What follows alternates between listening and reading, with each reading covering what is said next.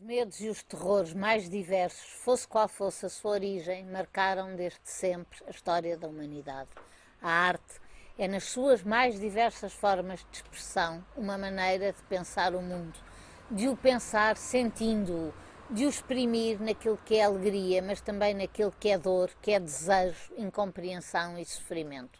Podemos, pois, considerar que desde sempre o terror, independentemente da sua natureza, funcionou como uma força desencadeadora da imaginação criativa, dando muitas vezes origem a algumas das mais extraordinárias obras de arte produzidas pela humanidade.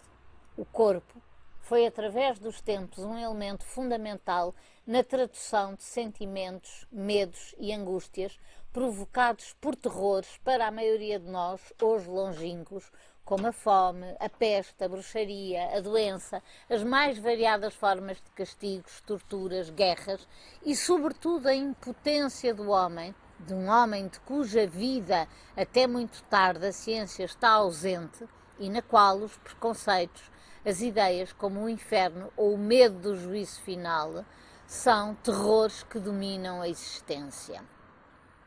De gerações diferentes, com formas de expressão muito ricas, tanto Louise Bourgeois como Berlande de Bruycker, as duas escultoras contemporâneas de cujas obras iremos falar no âmbito do Cientec 2016, apresentam-nos obras fortes, profundamente expressivas, para muitos certamente chocantes, se não verdadeiramente agressivas.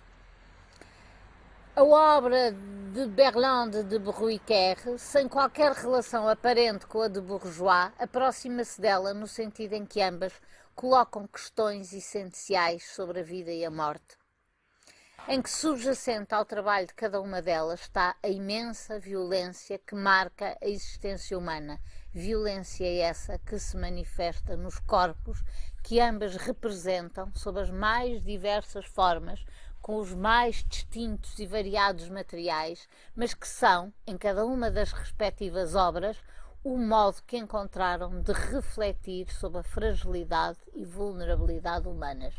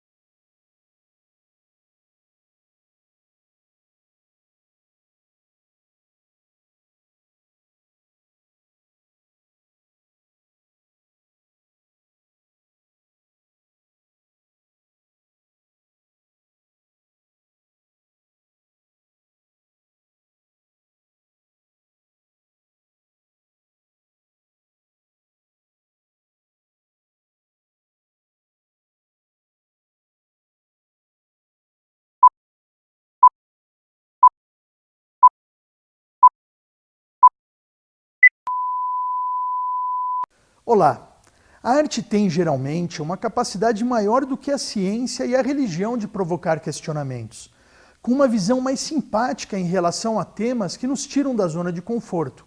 Cientistas, céticos e religiosos, todos olham para a arte e conversam com ela sobre assuntos que não conversariam entre si.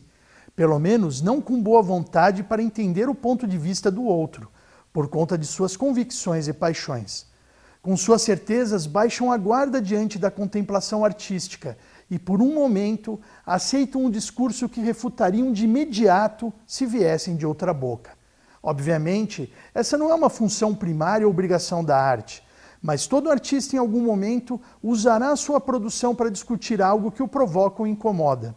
Como docente de fotografia, sempre percebi o incômodo de parte dos alunos ao discutirem a produção do fotógrafo Pierre Verger e as imagens do candomblé e suas oferendas. Em maio de 2015, quando foram divulgados casos de intolerância religiosa contra os praticantes do candomblé e umbanda no Brasil, e em pleno verão indiano, embarco para uma residência artística na Fundação Sanskrit em Nova Delhi.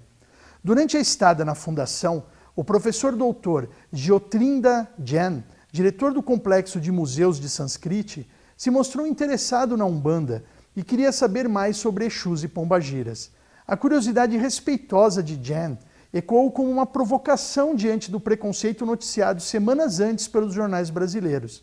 Resolvi então transformar as imagens sacras indianas de terracota, expostas permanentemente em um dos museus da Fundação, através de longas exposições feitas durante a madrugada e iluminando essas estátuas com feixes de laser, transformando-as em Exus, mesclando através de uma alegoria imagética seres sagrados do imaginário religioso hindu com o imaginário religioso do candomblé e umbanda. Ao retornar às atividades acadêmicas aqui no Brasil e mostrar o resultado desse trabalho às turmas, presenciei a aceitação aos Exus representados nas fotografias pelos mesmos alunos que se sentiram incomodados com a produção de Pierre Verger, mostrando agora uma boa vontade em discutir algo fora de suas crenças, por conta da finalidade artística da produção. Certa vez, falando sobre um possível tema para o doutorado com a professora da Unicamp, doutora Ivanir Kozenioski, ouvi dela que o artista tem um discurso próprio em sua produção e que isso deve ser aceito academicamente, pois esse discurso ele se sustenta e é suficiente. Por isso, mais uma vez, o Ciantec inova com a categoria obra de arte, valorizando assim a produção artística e aceitando-a como discurso acadêmico. Sendo assim, que Exu esteja na boca das pessoas durante o Ciantec 2016, não para mudar crenças, mas para aceitar e conviver com as diferenças. Obrigado.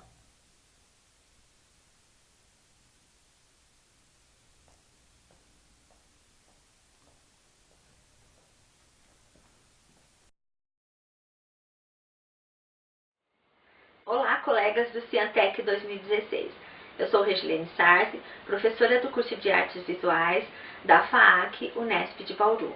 O trabalho que eu vou apresentar tem o título Crisp Ehrenbach, a fotografia transparente e os dispositivos de registros do corpo vigiado. O artigo é resultado de parte da pesquisa docente que estou realizando sobre as imagens biométricas na arte contemporânea, que investiga como se constroem os imaginários corporais e as diferentes visualidades do corpo visto em seu interior. Visa descrever as relações estético-culturais das imagens biométricas com as artes visuais, articulando a filosofia estética contemporânea, a sociologia, a medicina e a história das tecnoimagens. A fundamentação teórica é centrada na abordagem transdisciplinar que pressupõe a tessitura de novos nexos entre áreas, e no referencial histórico-crítico, partindo da aproximação entre pensadores como Michel Foucault, Gilles Deleuze e Luiz Cláudio da Costa. Nesta apresentação, optei pela série Retratos Íntimos, Fotografia Transparente de Crisp Ehrenbach, composta por 5 imagens de radiografias de um corpo.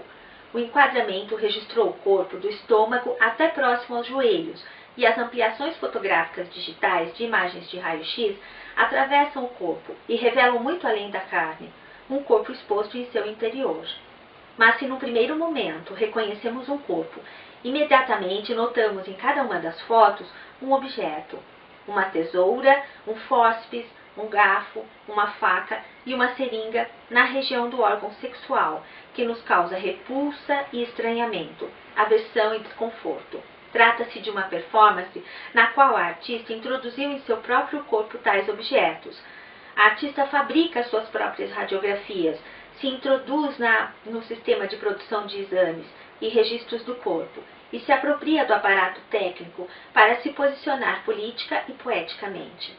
A operação de deslocamento de um lugar para outro, do sistema de registro do corpo na ciência para a apropriação das imagens biomédicas no sistema da arte, gera uma ruptura na economia da disciplina e do poder destas imagens, promovendo derivações no sistema controlador.